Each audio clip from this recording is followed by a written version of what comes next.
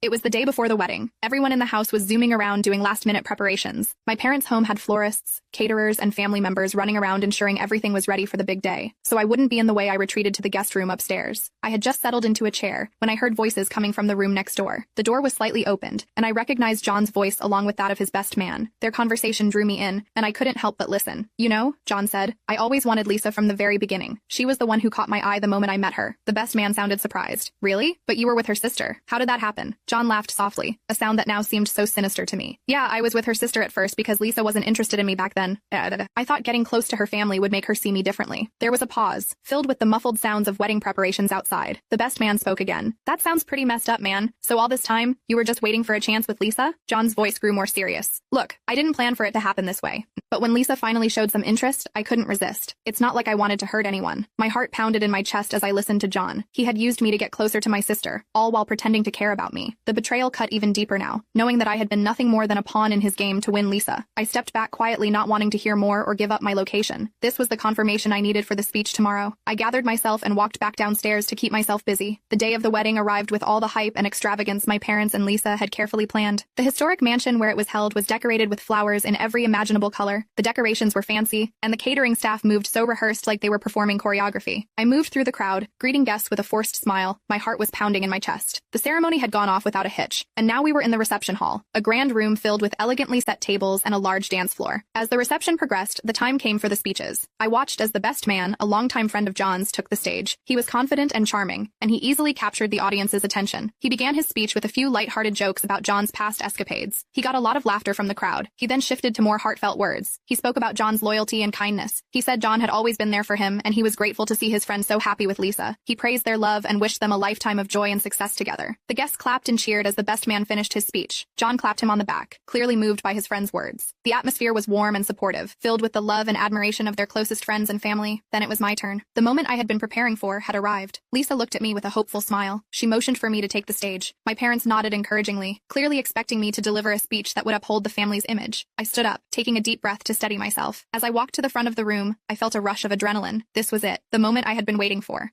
I reached for the microphone and glanced around the room, taking in the expectant faces of the guests. I tapped the microphone, and it screeched. The feedback filled the room. I felt my hand trembling as I pulled out the letter and began to read. "Hello everyone," I began. "For those who don't know me, I'm Lisa's sister. First, I want to congratulate Lisa and John on their marriage. It's clear that they share a special bond, and today has been a beautiful celebration of their love." There were smiles and nods from the audience. I saw Lisa relax a little, her eyes shining with what she thought was sisterly support. "But," I continued, "there's more to this story that I feel I should share with you all today. You see, the journey to this wedding has been filled with a lot of pain and betrayal, at least for me." The room grew quiet, the smiles fading from the guests' faces. I could see Lisa's expression change. She looked confused and scared about what was about to come out of my mouth next. My parents shifted uncomfortably in their seats, clearly not expecting this turn. I took a deep breath and began to read from the letter I had prepared. "My parents, Lisa and John, have tried their best to keep this a secret, but John and I were together first. He cheated on me with Lisa, and later on I found out directly from him that he just used to get closer to my sister. This wedding has been a disaster. I was manipulated by my parents, by my greedy ex, and my wolf in sheep's clothing sister, to pay for everything, and I mean that literally. The flowers you see, the cake you see, the caterers here, everything was paid for by me. Against my will, may I add. Lisa and my parents have been nothing but manipulative and remorseless devils in this, taking every chance possible to bleed my pockets dry, to mask my feelings. When I originally told them I wouldn't attend the wedding, my parents said they would disown me. Celebrate this marriage if you want, everyone, but just know you're celebrating lies and deceit. What you see today is all fake." There was more, but that was the gist of my speech. The room was deathly silent as I spoke this, each word like a nail in the coffin. The more I talked, the more I could see the shock and disbelief on the faces of the guests, the anger and defensiveness in my parents' eyes, and the horror and guilt in Lisa and John's expressions. By the time I finished, the room had erupted into chaos. Guests were shouting. My parents were the first to react visibly. My father stood up in disbelief. He tried to shout over everyone, saying that everything I had said was a lie. It was a desperate attempt to save face. My mother was in tears, shaking her head and pleading with the guests to ignore what I had just said, and Lisa and John looked utterly devastated. Some of the guests were yelling, demanding answers from my parents and Lisa. Others were trying to comfort Lisa, while some just looked on in stunned silence, unsure of what to do. The atmosphere was thick and the celebratory mood was completely shattered. One of John's relatives, an older woman with a stern face, stood up and demanded to know why my parents had allowed this to happen. She said that the family should be ashamed of their behavior and that this wedding was a disgrace. Her words seemed to ignite a spark among the guests, and soon more people were voicing their outrage, turning against my parents and Lisa. I didn't stick around to see the full aftermath. I walked out, my head held high, and left the venue. Once outside, I took a deep breath of the cool evening air. I felt a sense of freedom and relief, but also sadness for what had been lost. I blocked my parents and sister on all social media and sent them a final message. I told them that I never wanted to see them again.